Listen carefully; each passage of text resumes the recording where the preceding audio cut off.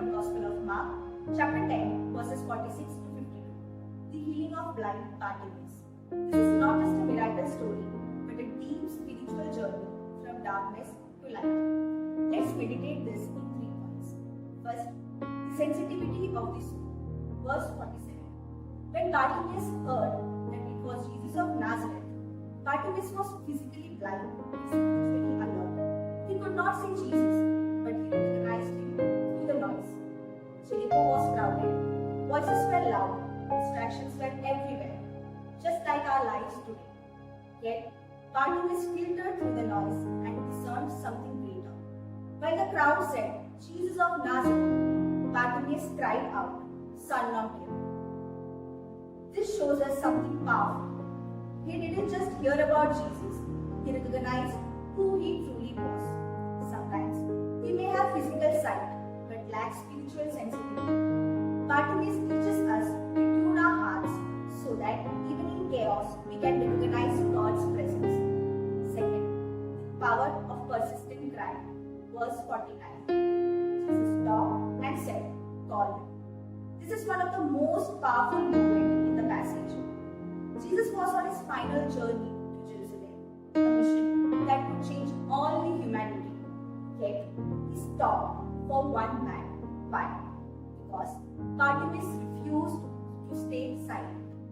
Even when people rebuked him and told him not to be quiet, he cried out even louder. And that cry caused a divine pause. This reminds us our cries matter to God. As it is beautifully written in Psalms 56 verse 8, "You have kept count of my tossings, put my tears in your bottle. Are they not in your record?" No matter how small, broken or desperate we feel, when we call out sincerely, heaven listens.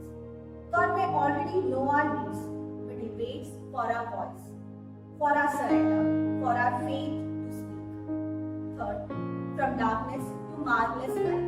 Verse 15. Immediately he received his sight and followed Jesus on foot. This is not just a healing, it is a transformation. Before coming to Jesus, Bartimaeus threw off his cloak. That cloak represented his old identity, his security as a beggar, his past, his limitations. To receive new life, he had to let go of the old. And the moment he moved closer to Jesus, everything changed, because proximity to Christ brings enlightenment. And in Psalms 91 verses 11 to 12, we are reminded that, "For he will command his angels concerning you to guard you in all your ways. On their hands they will bear you up, so that you will not dash your foot on a stone." When we draw near to him, we are not just healed, we are protected, guided, and transformed. Let us end with a prayer from Psalms 139 verse 23 to 24. "Search me and know my heart. Test me and know my thoughts. See if there is any wicked way in me, and lead me in the way everlasting." Today, let us ask ourselves, are we sensitive to God's presence?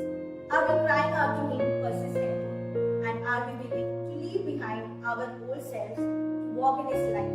May we, like Bartimaeus, move from darkness into His marvelous light.